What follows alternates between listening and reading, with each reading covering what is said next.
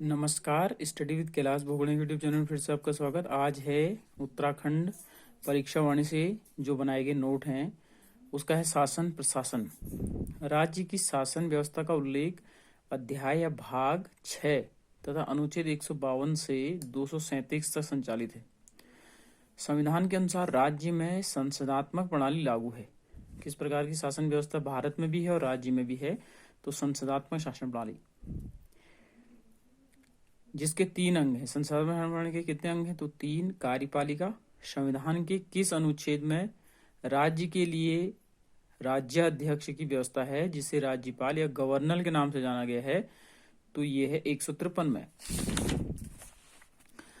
राज्यपाल शब्द किसका बोध कराता है? तो राज्य सरकार का बोध कराता है। राज्य की नाम मात्र की कार्यपालिका शक्ति किसमें निहित होती है? तो राज्यपाल में, और वही राष्ट्रपति में, केंद्र में। उसके बाद आता है जबकि वास्तविक शक्ति मुख्यमंत्री, और वैसे केंद्र में कहेंगे तो प्रधानमंत्री। राज्य के विश्वविद्यालय का कुलपति कौन होता है? तो राज्य का प्रथम नागरिक राज्यपाल होता है। कुलपति कौन होता है? तो राज्यपाल। जबकि उप कुलपतियों की नियुक्त राज्यपाल करता है। किसकी नियुक्ति 5 साल के लिए राष्ट्रपति करता है? तो राज्यपाल। राज्यपाल किसकी इच्छा पर्यंत पद धारण करता है? तो राष्ट्रपति। बहुत प्रश्न आए हैं, ये जो इम्पोर्टेंट है वही मैंने नोट किए हैं, तो आप लोगों ने फोकस करना है। संविधान के किस अनुच्छेद में के अनुसार राज्यपाल सर्वप्रथम मुख्यमंत्री की नियुक्त करता है? तो 164 के अनुसार मुख्यमंत्री की नियुक्त राज्यपाल करेगा। राज्यपाल अनुसूचित 3 के अनुसार किसे पद और गोपनीयता की शपथ दिलाता है? तो वह है मुख्यमंत्री और मंत्रीगणों को। ठीक है। कौन राज्य में वास्तविक कार्यपालिका का कार्य करती है? तो मंत्रिपरिषद। वास्तविक कार्यपालिका का कार्य कौन करती है? तो मंत्रिपरिषद।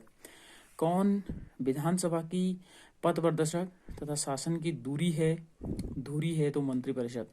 विधान मंडल की पथ प्रदर्शक है तथा शासन की धुरी किसे कहा गया है? तो मंत्रिपरिषद को कहा गया है। कौन सी कड़ी शासन की कार्यपालिका अंग को व्यवस्थापिका से जोड़ती है? तो मंत्रिपरिषद।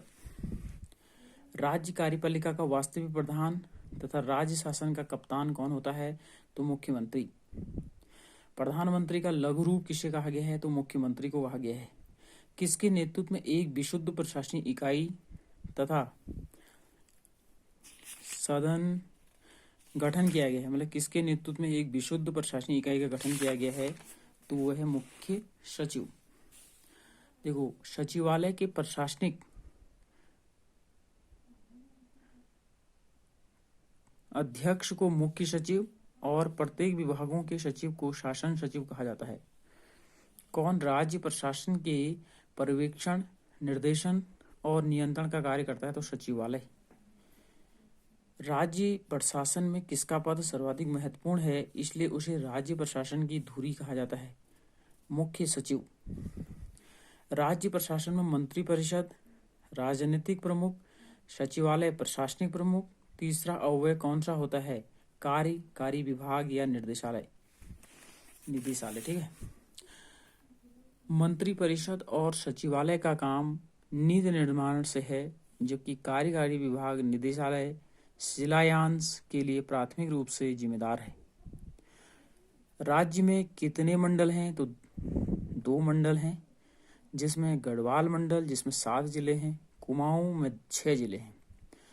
मंडल के नीचे जिलाधिकारी के नेतृत्व में जिले होते हैं। मंडल के नीचे कौन होते हैं? तो जिलाधिकारी होते हैं, जो किसका नेतृत्व करते हैं? तो जिले का नेतृत्व करते हैं। राज्य में कुल कितने जिले हैं? तो 13। जिले के नीचे कौन होते हैं? तो उप जिलाधिकारी के नेतृत्व में तहसील होते हैं। वर्तमान में उत्तराखंड में कुल कितनी तहसील हैं? तो 103, जबकि राज्य गठन से पूर्व कितनी थी? तो 49। प्रश्न बन सकता है कुछ भी। विकास प्रशासन के कितने स्तर हैं? तो 3। राज्य स्तर, जिला स्तर, ब्लॉक स्तर। राज्य स्तर जैसे मंडल 2 हो गए, जिला स्तर में 13 जिले हो गए, ब्लॉक में 95 ब्लॉक हो गए। संविधान के किस अनुच्छेद के अनुसार राज्य में महाधिवक्ता की नियुक्ति राज्यपाल द्वारा की जाती है? किस अनुच्छेद में? तो 165। बहुत बार आया है कि महाधिवक्ता की नियुक्ति राज्यपाल किस अनुच्छेद में करता है? तो 165। महाधिवक्ता की नियुक्ति के लिए आवश्यक क्या है? कि वह भारत का नागरिक हो। 10 वर्ष से अधिक समय से न्यायिक कार्य से जुड़ा हो या कम से कम 10 वर्ष उच्च न्यायालय में अधिवक्ता का कार्य किया हो, ऐसे व्यक्ति महाधिवक्ता बनते हैं। कौन राज्य विधि विषयों पर राज्यपाल को सलाह देता है और राज्यपाल द्वारा सौंपे गए विधि संबंधी कार्यों को करता है, तो महाधिवक्ता, एडवोकेट जिसको कहा गया है। कौन दोनों सदनों की बैठकों में भाग ले सकता है? बहुत इंपॉर्टेंट क्वेश्चन है। सदन में बोल सकता है लेकिन मतदान नहीं कर सकता है, महाधिवक्ता। यही कार्य भारत में अटॉर्नी जनरल, जिसको महान्यायवादी कहा गया है, उसका होता है। अंग्रेजों ने गढ़वाल पर कब कब्जा किया? तो 1814, जबकि कुमाऊं में 1815 पर कब्जा किया। शासन के आरंभ में उत्तराखंड 2 राजनीतिक प्रशासनिक इकाइयों में बटा था, कुमाऊं जनपद और टिहरी रियासत। ठीक है। ब्रिटिश गढ़वाल का मुख्यालय श्रीनगर से हटाकर पौड़ी कब किया गया? तो 1840। नैनीताल को कुमाऊं मंडल का मुख्यालय कब बनाया गया? तो 1854। कब तक कुमाऊं कमिश्नर में केवल कुमाऊं और पौड़ी गढ़वाल 2 जिले ही रहे? तो 1890। बहुत इंपॉर्टेंट। उसके बाद कब कुमाऊं को अल्मोड़ा तथा नैनीताल 2 जिलों में बांट दिया गया, जो स्वतंत्रता तक बनी रही? 1891। स्वतंत्रता तक कुमाऊं मंडल कितने जिलों और कितने रियासतों में था? तो 2, पौड़ी और नैनीताल। ठीक है। अल्मोड़ा 103 में था, पौड़ी, नैनीताल, अल्मोड़ा तथा 1 रियासत टिहरी में थी।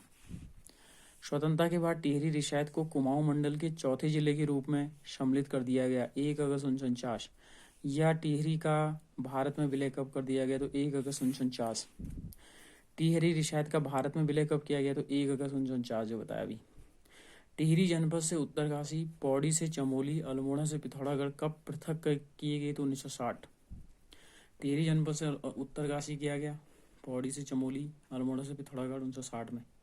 देहरादून को छोड़कर उत्तराखंड 7 जिले कुमाऊं मंडल में थे 1969 तक। मतलब कुमाऊं मंडल में 7 जिले से देहरादून को छोड़कर तो 1969 तक।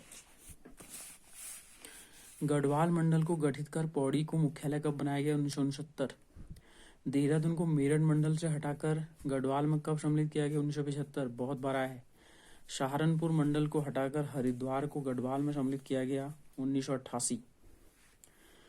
26 दिसंबर 1995 को यूएस नगर, 1997 को चंपावत तथा रुद्रप्रयाग, बागेश्वर जनपदों का निर्माण हुआ।